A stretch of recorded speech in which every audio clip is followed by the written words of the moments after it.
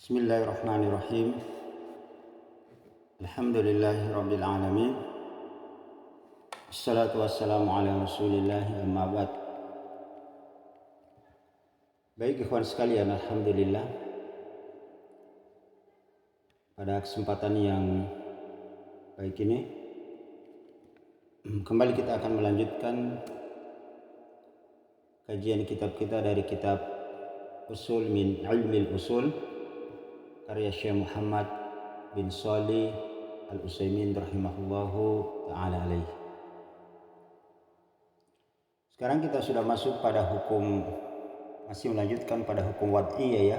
Hukum wad'iyah yang pertama kita sudah membahas terkait dengan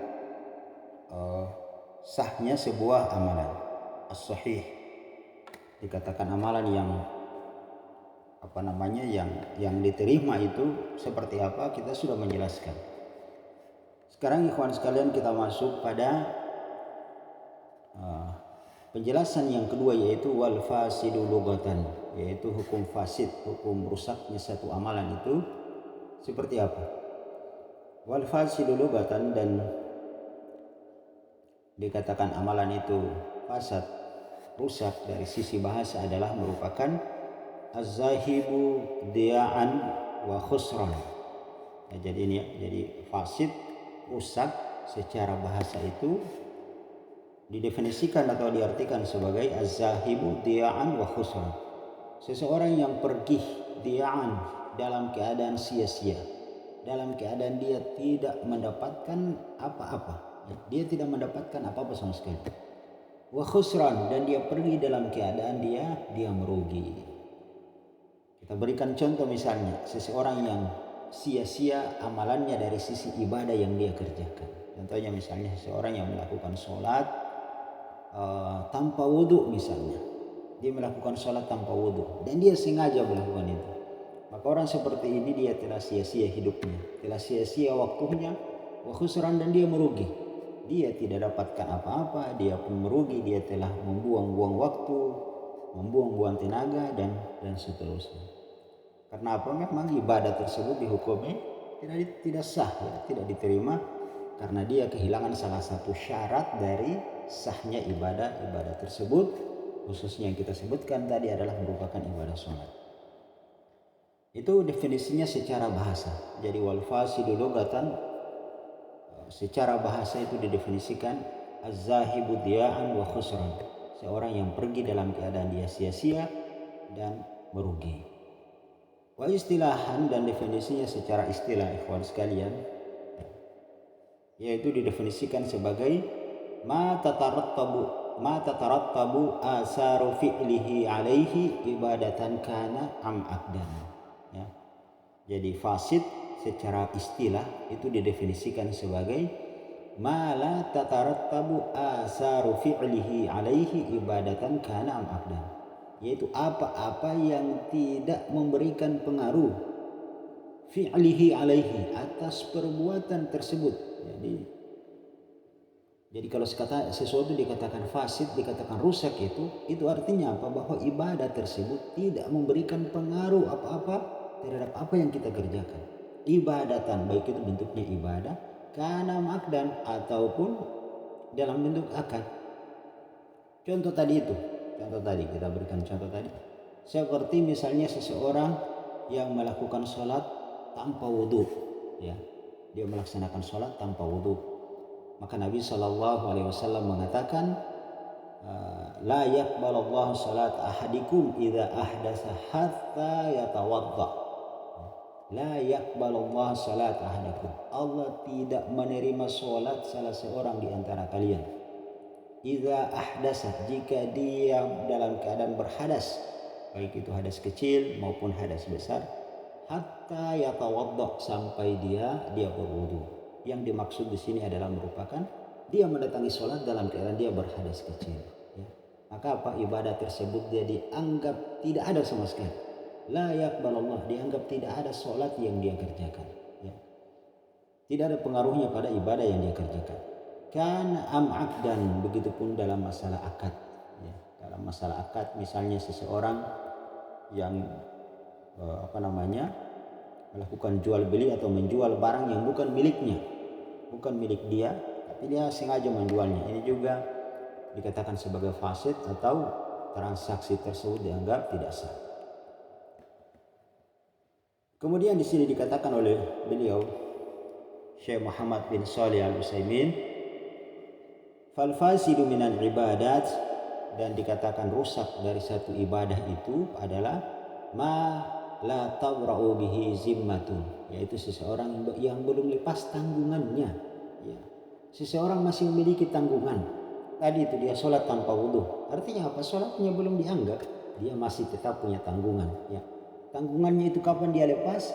Ketika dia mengulang sholatnya dengan dia melakukan wudhu. Ya. Ketika dia sholat menggunakan wudhu, maka baru dikatakan tabra'u zimmatun, telah lepas dari tanggungannya.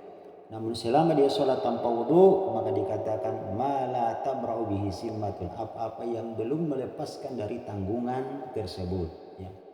Wala yasqutu bihi talaba, dan belum jatuh apa yang dituntut untuk dia melakukannya.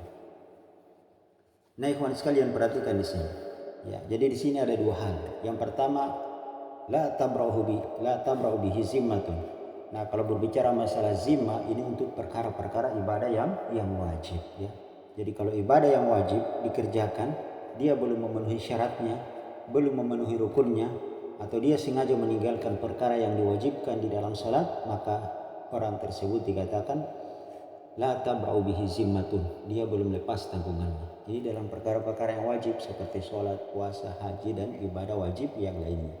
Adapun wala yasqutu bihi talaba, belum jatuh apa yang dituntut darinya, ini adalah dari perkara-perkara yang disunahkan, seperti melakukan sholat-sholat sunnah, kehilangan salah satu rukunnya, ya, atau dia kehilangan salah satu syaratnya, berarti wala yasqutu bihi talaba, tuntutannya dari amalan sunnah tersebut itu dia belum dia dapatkan, belum tercapai.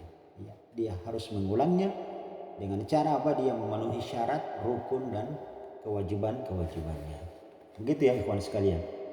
Di sini diberikan contoh misalnya kas-sholati qabla waktiha, seperti seseorang melakukan sholat, baik sholat wajib atau sholat kas-sholati qabla waktiha, atau seseorang melakukan sholat sebelum tiba waktunya. Misalnya sholat wajib, ya, dia melakukan sholat duhur misalnya sebelum tiba waktunya, matahari belum zawal, belum bergeser dari kabidus sama, pertengahan langit, ila jihatil garbi, ke tempat terbenamnya, ya, dari pertengahan langit bergeser, ya, menuju ke arah barat. Dia sudah melakukan sholat, ya, dia sudah melakukan sholat. Misalnya dia melakukannya tanpa sengaja. Tiba beberapa waktu kemudian barulah masjid mengumandangkan azan. Baru dia sadar ternyata sholat yang tadi dia kerjakan belum tiba waktunya. Maka orang tersebut adalah la tabra'u bihi zimmatun, tanggungannya belum lepas. Yang wajib bagi dia adalah mengulang sholatnya sesuai dengan waktunya, baru disebut dengan tanggungannya itu dia lepas. Ya, seperti dia kawan sekalian. As-sholati qabla waktiha, seseorang sengaja melakukan sholat sebelum tiba waktunya. Kemudian di sini dikatakan wal fasidu minal uqud, dan dikatakan fasid, rusak dari sebuah akad itu, yaitu ma la tatarattabu asaruhu alaihi, yaitu apa-apa yang tidak memberikan pengaruh pada akad tersebut, akad perjanjian tersebut. Jadi akadnya perjanjian, baik itu dua orang atau lebih, itu tidak ada pengaruh pada akad yang mereka lakukan, perjanjian yang mereka lakukan. Kabai'il majhuli, seperti seseorang yang menjual barang yang belum jelas asal usulnya, ya. Itu namanya kabai'il majhuli, menjual sesuatu yang tidak jelas. Misalnya ada si A menjual sapi kepada si B. Mereka melakukan transaksi jual beli sapi. Namun sapinya itu tidak ada di hadapan mereka. Si A hanya mempresentasikan, menggambarkan kepada si B sedemikian rupa bahwa model sapinya demikian. Ya. Ini ikhwan sekalian tidak sah namanya jual beli yang seperti ini. Karena apa? Mentransaksikan sebuah barang yang belum jelas, ya. Makanya dalam transaksi jual beli itu mentransaksikan barang harus betul-betul ada di hadapan si penjual dan si pembeli. Baru kemudian barang tersebut ditransaksikan. Sama misalnya seseorang mentransaksikan buah yang masih sementara ada di pohon.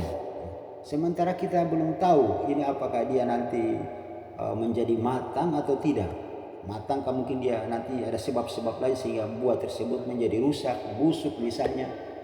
Dia masih dalam kondisi misalnya berkembang, sudah ditransaksikan buah dari pohon tersebut.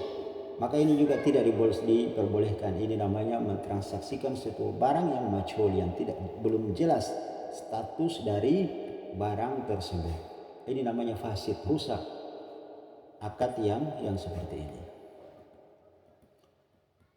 Kemudian ikhwan sekalian di sini ikhwan sekalian Syekh Muhammad bin Shalih Al-Utsaimin rahimahullah, beliau membawakan satu kaidah. Ini kaidah ini harus dihafal ya. Kaidahnya mengatakan wa kullu fasidin minal ibadat wal uqudi wasyuruti fa innahu muharram. Ini kaidah, ini dihafal. Wa kullu fasidin minal ibadati wal uqudi wasyuruti fa innahu muharram.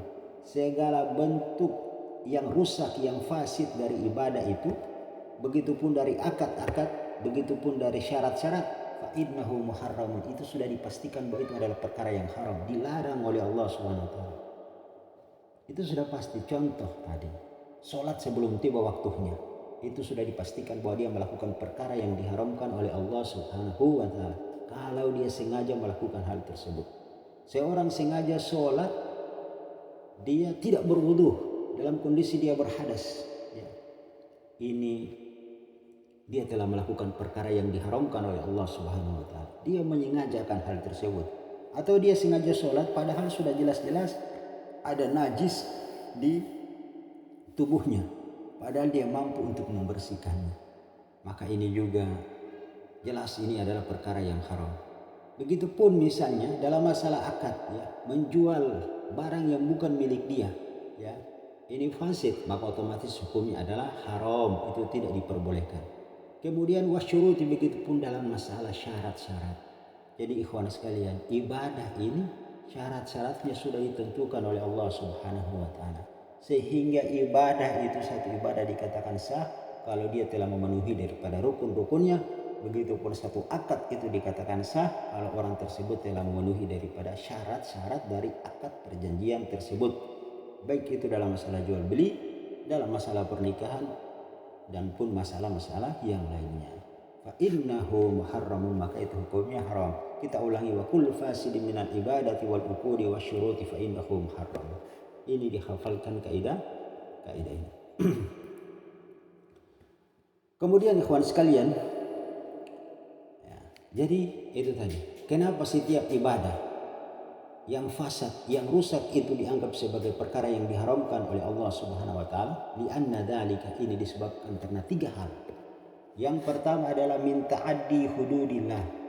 Li'anna dzalika min ta'addi hududillah, disebabkan orang ini telah melanggar batasan-batasan Allah Subhanahu wa taala. Ini yang pertama. Disebabkan dia fasid, itu adalah haram karena seseorang telah melanggar batasan-batasan Allah Subhanahu wa taala. Allah telah menetapkan batas dari waktu-waktu pelaksanaan sholat. Kapan dimulai dan kapan berakhir, itu Allah yang menentukan. Kita manusia tidak punya kewajiban untuk menentukan waktu-waktu sholat. Tidak punya kewajiban. Kita tidak punya kewajiban untuk membuat matahari itu zawal, untuk kita melakukan sholat duhur. Kita tidak punya kewajiban untuk membuat fajar itu menjadi terbit lebih dahulu agar kita melakukan sholat lebih dahulu. Tidak punya kewajiban seperti itu. Itu juga batasan-batasan Allah yang memang Allah yang sendiri yang menentukan. Maka ketika seseorang melakukan sholat misalnya sebelum waktunya, maka ini dia telah melanggar batasan-batasan Allah Subhanahu wa taala. Dia telah melanggar aturan-aturan Allah Subhanahu wa taala dalam masalah ibadah. Ini yang pertama. Kemudian yang kedua adalah wattikhadhi ayatihi huzwan. Yang kedua karena orang ini telah mengolok-olok ayat-ayat Allah Subhanahu wa taala. Suatu ibadah telah ditentukan syaratnya, kemudian dia melawan dan membuat syarat yang baru. Ini kan orang yang sengaja mempermainkan ayat-ayat Allah Subhanahu wa taala, sengaja mempermainkan aturan-aturan Allah Subhanahu wa taala. Dia mau membuat aturan sendiri. Tidak bisa seperti itu, ikhwan sekalian. Syariat ini Allah Subhanahu wa taala yang telah menetapkannya. Seorang tidak boleh beramal sesuai dengan kemauan dan kehendak dia. Harus dia tunduk dan patuh di atas aturan Allah Subhanahu wa taala. kapan dia keluar dan ingin membuat amalan yang sengaja amalan tersebut tidak ada tuntunannya dari Al-Quran dan Sunnah Nabi Sallallahu Alaihi Wasallam, wattihadi ayatihi huzwa, maka orang ini telah mengolok-olok ayat Allah Subhanahu Wa Taala, mengolok-olok hadis-hadis Nabi Sallallahu Alaihi Wasallam. Ini yang kedua, penyebab yang kedua. Kemudian penyebab yang ketiga, wali anna Nabi Sallallahu Alaihi Wasallam, disebabkan karena Nabi Sallallahu Alaihi Wasallam angkara ala man ishtaratuh syurutan, mengingkari, Nabi mengingkari ala man ishtaratuh, atas seluruh syarat-syarat, syurutan, dari syarat-syarat tersebut laisa fi kitabillah, di mana syarat-syarat tersebut sumbernya bukan dari kitab Allah di dalam Al-Quran. Nabi mengingkari seluruh syarat-syarat yang dibuat yang tidak ada tuntunannya, yang tidak berasal dari kitab Allah dan hadis-hadis Nabi Sallallahu Alaihi Wasallam. Nabi mengingkari akan hal tersebut. Kalau Nabi mengingkari, berarti otomatis ibadahnya juga tidak diakui oleh Allah Subhanahu Wa Taala dan Rasulnya. Kemudian ikhwan sekalian, di sini yang terakhir ada penulis, wal fasidu wal batilu bima'nan wahid, dan namanya fasid, rusak, wal batil, dan batal, bima'nan wahid, dia memiliki makna yang sama. Jadi kalau satu ibadah dikatakan batal, satu ibadah dikatakan rusak, itu sama-sama maknanya. Batal, rusak, sama saja maknanya, tidak memiliki makna yang berbeda. Illa fi mawdi'aini, kecuali pada dua keadaan. Al-ula, yang pertama adalah fil ihrami, yaitu pada masalah ihram. Farraqu bainahuma, para ulama membedakan hal yang seperti ini. Antara fasid dan batil itu dibedahkan dalam masalah ihram. Bi annal fasida, sebab dikatakan fasid dalam masalah ihram itu ma wata bihil muhrim, seorang yang menggauli istrinya misalnya, qabla tahallulil aula, sebelum tahallul yang pertama, maka ibadah hajinya dikatakan fasid, ya rusak. Tapi orang tersebut tetap dia dianjurkan, diperintahkan untuk menyelesaikan seluruh rangkaian ibadah haji yang dia kerjakan. Yang wajib bagi dia adalah mengqadanya, menggantinya di tahun depan. Dia tidak boleh langsung menghentikan ibadah hajinya, tidak. Dia tetap melanjutkan seluruh rangkaian ibadah haji yang dia lakukan, dengan syarat dia wajib menggantinya, mengqadanya di tahun yang akan datang. Sementara yang dikatakan batal dalam masalah ihram adalah martadda fihi anil Islam, yaitu seorang yang murtad dari Islam. Ketika seorang murtad dari Islam, maka otomatis seluruh ibadahnya batal. Dia tidak usah lagi melanjutkan ibadah haji tersebut. Kemudian yang kedua, asaniyah, yaitu fin nikahi, dalam masalah pernikahan. Batal fasid itu dibedahkan dalam masalah pernikahan. Farraqu bainahuma, dibedahkan antara keduanya. Bi annal fasida, disebabkan fasad itu makhtalafal ulama, yaitu masuk dalam perkara-perkara yang diperselisihkan oleh para ulama, ya. Fi fasadihi, tentang fasadnya pernikahan tersebut. Kan nikahi bila walid, seperti para ulama berselisih paham terkait dengan seorang wanita menikah tanpa wali. Wanita menikah tanpa walinya. Ada sebagian ulama mengatakan bahwa menikah tanpa wali itu hukumnya tidak sah, ya, itu rusak. Ada sebagian mengatakan itu sah. Maka dalam kondisi seperti ini, karena terjadi silang pendapat di tengah-tengah para ulama, maka pernikahan tanpa wali itu dihukumi sebagai fasad, pernikahan yang rusak, tapi tidak batal. Pernikahannya fasad tapi tidak batal, rusak pernikahan tersebut. Sebab Nabi SAW bersabda, la nikaha illa biwali, tidak ada pernikahan kecuali dengan adanya seorang wali dari seorang wanita, ya. Wal batil, sementara pernikahan itu dihukumi batal, ma ajma'u, apa-apa yang telah disepakati oleh para ulama. Para ulama telah sepakat ala butlanihi, tentang batalnya kan nikahi, yaitu seperti pernikahannya seorang wanita al-mu'taddati, masih dalam masalah iddah, ya. Seorang wanita dari masih masa iddahnya, masa menunggunya sampai dia menunggu suci dari beberapa kali haidnya, dia masih dalam masalah iddah, tapi iddahnya belum selesai, masa menunggunya belum selesai, dia sudah menikah, maka nikahnya batal, tidak sah, ya, tidak sah. Jadi ini harus diperhatikan, ya, diperhatikan. Kalau menikah tanpa wali itu fasad, dihukumi fasad, rusak, ya. Karena terjadi silang pendapat di kalangan para ulama, ada yang mengatakan boleh, ada yang mengatakan tidak boleh, maka statusnya fasad. Adapun menikah, seorang wanita menikah masih dalam masa iddahnya, maka itu pernikahannya otomatis batal, ya, tidak sah pernikahan tersebut. Kalau dia tetap melanjutkan, na'udzubillah, maka keduanya dihukumi berzina seumur hidup. Na'udzubillah min dzalik. Kita cukupkan sampai di situ. Maka ikhwan sekalian perhatikan di sini, ya, sebelum kita tutup, kita sudah membahas dua hukum, ya, al-ahkam asy-syar'iyyah. Hukum-hukum syariat itu ada dua, yaitu hukum taklifiyah dan hukum wad'iyah. Apa yang membedakan hukum taklifiyah dan hukum wad'iyah? Ini kan sudah terakhir pembahasan antara hukum taklifiyah dan hukum wad'iyah. Sekarang kita simpulkan apa perbedaan antara hukum taklifiyah dan hukum wad'iyah. Secara umum ikhwan sekalian, gambaran yang lebih jelasnya, singkatnya seperti ini. Hukum taklifiyah itu adalah berkaitan dengan pelaku amalan tersebut. Berkaitan dengan beban-beban yang dibebankan kepada pelaku amalan tersebut. Ada beban wajib, ada beban sunnah, ada perkara yang, jadi dia berhubungan dengan al-nahyu, al-amru wan nahyu, perintah dan larangan.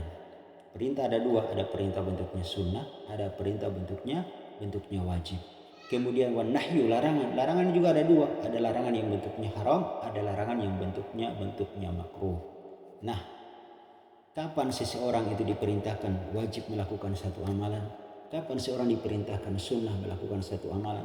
Kapan seorang diperintahkan untuk dia meninggalkan satu perkara yang diharamkan oleh Allah Subhanahu wa taala, meninggalkan satu perkara yang dimakruhkan? Itu semua berkaitan dengan perbuatan fi'il dari orang yang melakukan ibadah tersebut. Adapun berbicara masalah hukum wad'iyah, itu berkaitan dengan apa? Berkaitan dengan amalan, ya. Ada namanya penyebab amalan. Apa penyebabnya kita boleh sudah melakukan salat duhur? Penyebabnya adalah ketika misalnya matahari telah zawal. Apa penyebabnya kita melakukan salat maghrib? Ketika seluruh bulatan matahari telah tenggelam, ya, di tempat terbenamnya. Kapan kita sudah boleh melakukan salat duhur? Ketika telah terbit fajar shadiq. Itu penyebabnya. Nah, kita mukallaf, kita manusia yang berlaku amalan, tidak punya kewajiban membuat matahari itu harus condong ke arah barat, membuat matahari harus supaya cepat tenggelam, membuat fajar shadiq supaya cepat terbit. Itu tidak punya kita kewajiban di situ, ya. Tidak ada hubung, itu adalah merupakan semata urusan Allah Subhanahu wa taala. Contoh lain misalnya adanya syarat. Syarat itu Allah yang sudah tentukan, ya. Itu bukan kewenangan kita di situ. Syarat-syarat amalan itu Allah yang sudah menentukan. Allah letakkan itu sebagai alamat, sebagai tanda-tanda saja untuk kita memperhatikan syarat-syarat tersebut. Yang selanjutnya misalnya ada namanya al-mani, pencegah, penghalang, ya. Contoh seorang wanita yang haid, ya. Seorang wanita yang haid dia terhalangi untuk tidak boleh melakukan salat. Tapi tidak wajib bagi dia untuk untuk dia tidak haid, tidak bisa. Karena itu memang damut tabiah, darah kebiasaan yang Allah titipkan kepada seorang wanita, ya. Itu namanya hal-hal yang seperti itu adalah merupakan memang beberapa alamat yang Allah Subhanahu wa taala pembuat syariat ini telah tetapkan dalam berbagai macam amalan ibadah yang dikerjakan oleh seorang hamba di kehidupan dunia ini. Akhirnya itu ya sebagai kesimpulan ikhwan sekalian dari pembahasan kita terkait dengan hukum taklifiyah dan hukum al-wad'iyah. Selanjutnya kita akan masuk pada bab ilmu, ya. Ilmu. Apa itu ilmu? Insyaallah kita akan bahas pada pertemuan yang akan datang. Subhanakallahumma bihamdik asyhadu an la ilaha illa anta astaghfiruka wa atubu ilaik. Assalamualaikum warahmatullahi wabarakatuh.